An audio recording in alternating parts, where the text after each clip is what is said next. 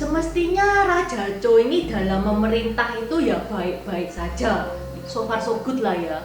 Nah, problemnya itu datang saat dia menikah dengan wanita cantik yang bernama Su Taji.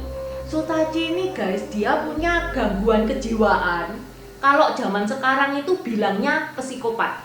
Jadi Su Taji ini punya hobi, dia itu seneng lihat orang itu kesakitan.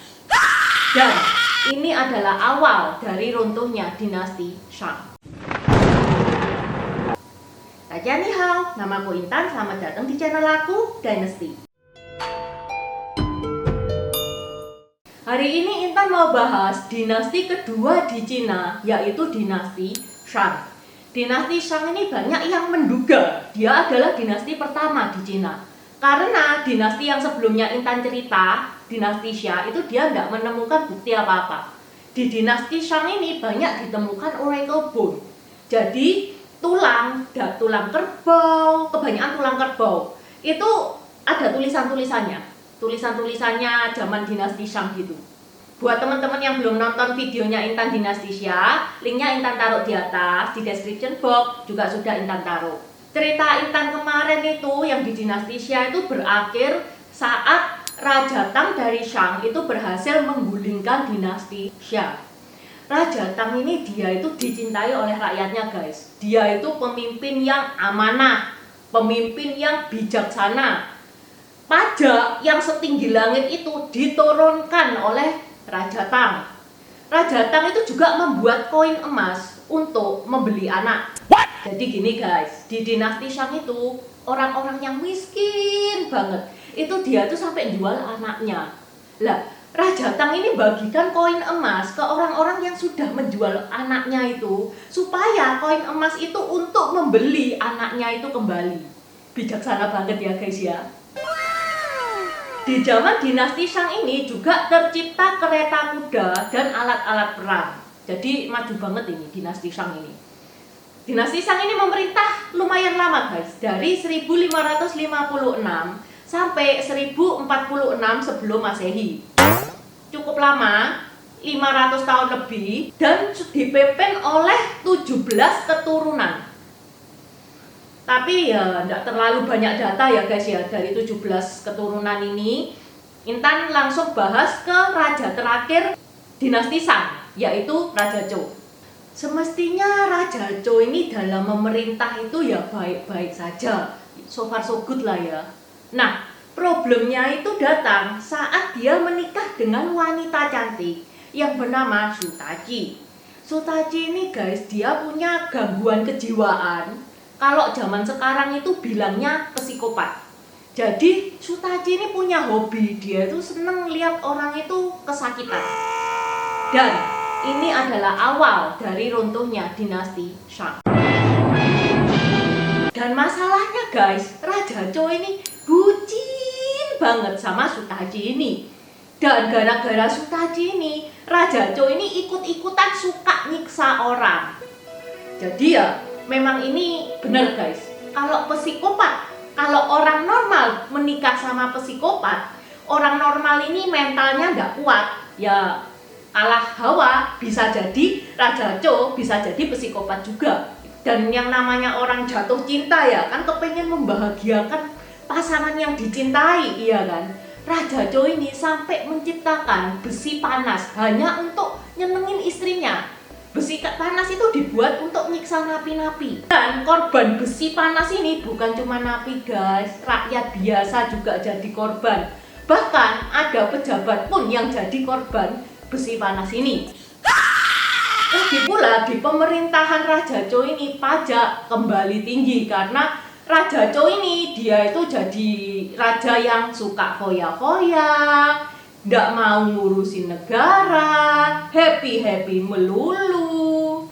Di negara Shang ada provinsi yang namanya Provinsi Cho. Jadi awas ya guys ya, mudeng ya guys ya, jangan kebalik-balik ya.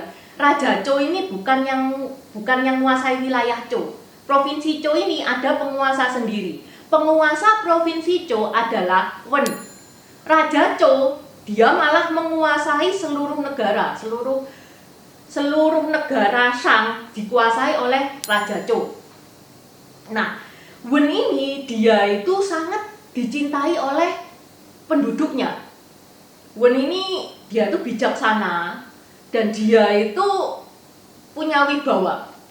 Jadi karena dia itu punya aura yang begitu besar, banyak penduduk itu yang sampai pindah ke wilayahnya Zhou ini.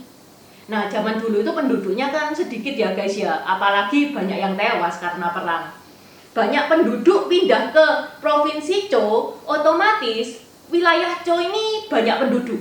Banyak penduduk, otomatis banyak tentara. Karena jadi tentara itu merupakan suatu kebanggaan ya, kalau zaman dulu itu bela negara, rek. Karena banyak tentara, otomatis kekuatan militer dari wilayah Zhou ini itu semakin menguat. Ini menyebabkan Raja Zhou ini menjadi cemas, guys. Raja Zhou lalu memenjarakan Bapak Wen ini, dipenjarakan karena Raja Zhou itu takut Bapak Wen ini bakal memberontak nantinya. Mendengar bapaknya dipenjara, anak sulung dari Pak Wen ini yang bernama Pao Ikao itu menghadap ke kaisar. Dia memohon supaya bapaknya ini dibebaskan. Ternyata malang nasibnya guys, Pao Ikao dihukum mati dengan cara yang mengenaskan. At least alias disiksa dulu. Habis gitu guys, Pao Ikao ini dimasak, dagingnya disuruh makan Bapak Wen itu.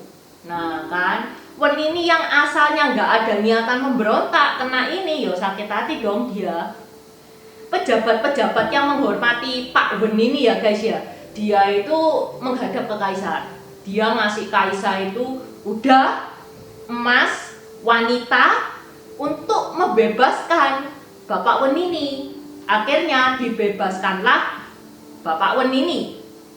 Wen kemudian setelah dia bebas ya, Wen memulai pemberontakan guys. Dan dia berhasil menaklukkan beberapa daerah yang loyal kepada dinasti Shang.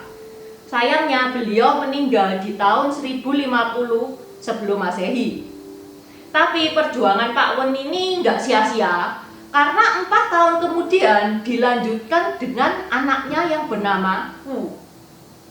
Rakyat mendukung perjuangan Wu ini. Apalagi Wu punya ahli strategi. Ahli strategi ini pinter guys, namanya Jiang Zeya.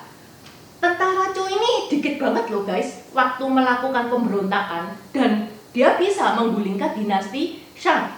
Soalnya banyak tentara Shang yang akhirnya membelot, pindah haluan, membela Pak Wu ini. Next video Intan mau cerita Jiang Zeya ini ya guys ya. Di tahun 1046 sebelum Masehi terjadilah pertempuran yang namanya pertempuran Muye. Di sini Wu dan pasukannya berhasil mengobrak-abrik pertahanan tentara Shang. Otomatis kalah. Raja Zhou itu melihat dia di ambang kehancuran itu, dia membakar dirinya. Dia sambil membawa banyak perhiasan. Dia kepengen tetap kaya meskipun dia di akhirat. Kejadian ini terjadi di pavilion teras rusa. Nah, setelah Raja Zhou ini meninggal, Jiang Zeya ini bilang ke Pak Wu itu, "Tuan, yang lain kalau mau hidup ya wes lah, enggak apa-apa. Tapi satu cewek yang namanya Su Taji ini itu harus mati." Ya udah, akhirnya dibunuhlah Su Taji. Dan di tahun 1046 sebelum Masehi, dinasti Shang runtuh digantikan oleh dinasti Zhou. Dan Raja Wu adalah raja pertama dari dinasti Zhou. Ini beda sama dinasti Zhou-nya Wu Zetian ya guys ya. Ini dinasti Zhou yang pertama. Teman-teman ada yang suka anime enggak? Kalau teman-teman suka anime, Jiang Zeya ini ada animenya guys. Tapi yang di anime itu versi mitos ya. Unsur sejarah dan faktanya itu dikit banget. Jadi cuma buat seneng-senengan aja. Sampai di sini dulu ceritaku. Terima kasih sudah menonton. Terima kasih udah nonton channel ini sampai habis. Dukung aku terus berkarya dengan klik subscribe dan bunyikan lonceng di bawah ya guys.